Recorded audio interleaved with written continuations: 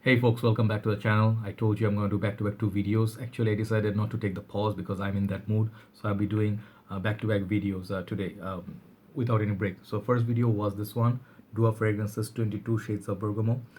This is a clone of Bergamo 22 by Le Labo. So hope you check out the review. It's going to come perhaps before or after this video.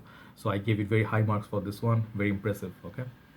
So now let's look at something very special. This bottle is thanks to one of my brother, but he chooses to be remain, anonymous. So I'm not going to mention his name. So brother, thank you so much. You know who you are, for letting me have this fragrance and let me actually experience it. You guys know my experience with Ari Ladore, and he's that line was something that took me away. Same brother lent me this one because he has a nose for very distinctive fragrances, and he's a collector and he's a perfume maker. He mixes perfumes. He's a perfumer, sorry, and he's really knowledgeable. He's really passionate about his fragrance. So the fragrance, without any further ado, this fragrance, I think it's called Tea Habanero, and by Rania J, perfumer. Okay, I will actually apologize first if I say some wrong stuff because I'm not really a niche perfume specialist. I'm just getting into the niche game a little bit, learning, trying to love. I'm still in that love zone. I haven't become like cynic like a lot of other people. They just trashing everybody's fragrance, everything is shit.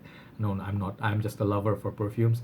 I tend to love more, and I choose not to hate, because when you actually have so much hatred in your heart, you do not find happiness anywhere, right? So that's my motto nowadays. So let's check out this fragrance. So this is the box. Okay, so it looks kind of simple, kind of reminds me of like Bulgari Man in Black. No, Bulgari Man Extreme. They have this similar sort of box color combination, black and silver. EDP. These are 50 ml bottles, and up there they're detailing, and here it says made in France. They have their website and everything, and bottom you find your batch code and everything. Okay, so it almost also looks like a little bit Dior boxes, like if they're little, kind of like that. The bottle here, it's nothing much to it, but I really like the way it's done. It's a cute little bottle. I thought at first it's a 30 ml. So it has a black, I think the label in front, very nice. It's not sticker, it's a proper material. I think sticks out. It has this nice sort of it is raised. So the name is there, the house name is there. You can see the juice color is very rich, beautiful honey with tobacco colored juice, and heavy glass bottom base here. Under there's a sticker, and the cap is I think not very secure for me. I don't know, for some reason I don't feel it very confident. See, it just pops up very easily, so it's not a click on. But the cap is also light. It looks nice. I mean, it has this nice kind of like Dior Joy, that kind of fragrance cap, but better.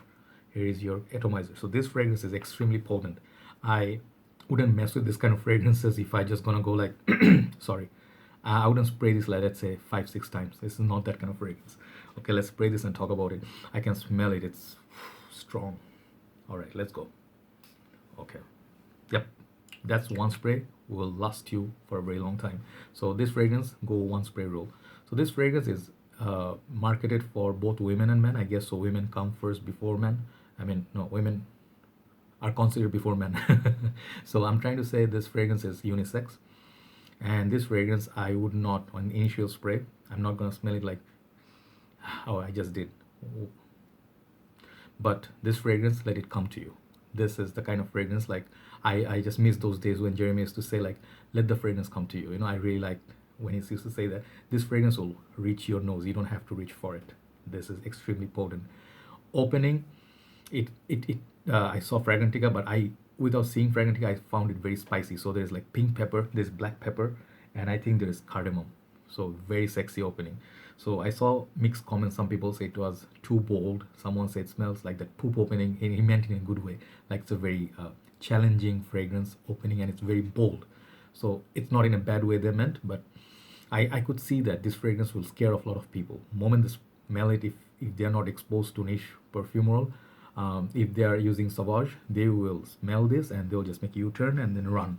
They wouldn't even give it a chance to go to the dry down, because the beauty of this fragrance is not in the opening only. I enjoy the opening because I like Kuros. If I like Kuros, I can enjoy a lot of this skanky sort of fragrances opening. I don't mean it in a bad way, but I like challenges. And I smelled with the brother, I smell a lot of this raw ingredients like ambergris. I think those other one is what, deer musk, and there was castoreum. So some of them, they have the smell of a kind of like a um, cockroachy smell, sometimes poop smell. They sometimes have tend to have vomit sort of smell. So you smell that and you just imagine like why would people use that in a fragrance? It's surprising how many things out there to learn, right? So this fragrance has that challenging open. I really like it. I really like it. It's very niche like, okay? It's very rich. It's very strong. You cannot miss it. If you spray three, four sprays of it, instant regret. You might burn your clothes. Okay, I'm telling you because this is gonna smell like this for 1 year, right? And then if you give it time, it's that challenging opening of, let's say, I almost get like a Givenchy gentleman or Kuro sort of that animalic sort of opening because of spices and the cardamom. And the cardamom is not just Lanudelum cardamom. Hi. Oh, this fragrance is potent like the juice color. Okay, so if you give it some time, I started detecting tobacco, and it's a tobacco-based fragrance. And after that, the third stage of the play is gonna be leather. It's gonna be smoke. It's gonna be earthiness. I don't know. I mean, I think it was sandalwood or something. So there are a lot of these beautiful, rich notes. I think they used most probably very high quality ingredients because you can smell every single of those notes separately. I mean, not to say you'll pick it up like, oh, cardamom, this, no. Different stages, you'll get different vibes, different phases, like different note. It will pop up and you'll be like, oh, wow, that smells like leather. So, yeah, I mean, tobacco, leather, incense, sandalwood, and then pink pepper, cardamom. If you love those notes, this is a godmother of a fragrance, okay? Because it's a lady, I'm gonna call her godmother, not godfather. This is gonna be extremely beautiful for cold weathers, winter time. This is gonna be like one spray. You hide it under your chest, like under your shirt on your chest. You just go maybe just one under there, okay? And then you wear like 3 layer of clothes. It's gonna pop out like extreme nice beat, if you like music and you can hear the underground music like like underground clubs or clubbing scenario, you can hear the music despite the walls. It's gonna pop up like that. It's gonna really project. So I really love the longevity. It's crazy. Prices on these, I think, quite expensive. I mean, he bought it, I think he told me 300 something dollars. So for 50 ml, yeah, it's maybe not 300, maybe 250 to $300. I think it's still pricey. Even if it's 250, it's pricey, but is it worth it? If you're looking for quality, yes. If you're looking to please people, you wanna wear it for clubbing, you want compliments. No, this is not why you wear it. You wear it for the beauty of the fragrance game, is that artistic aspect. Okay, so it's much later in your fragrance journey. If you just started Dior Sauvage, Prada, L'Homme, you are in that zone, perhaps you should call it a pass. Maybe if you like to explore more, your nose getting a little bit craving for darker fragrances, a little bit mysterious, potent fragrances, like you are liking Kuro somewhat, Kurom nowadays, maybe you should give it a chance. You can tell the quality, guys, okay? So I'm not going on about it because it's a niche perfume, but I like what I smell in it, but I wouldn't recommend this at as a blind buy effort.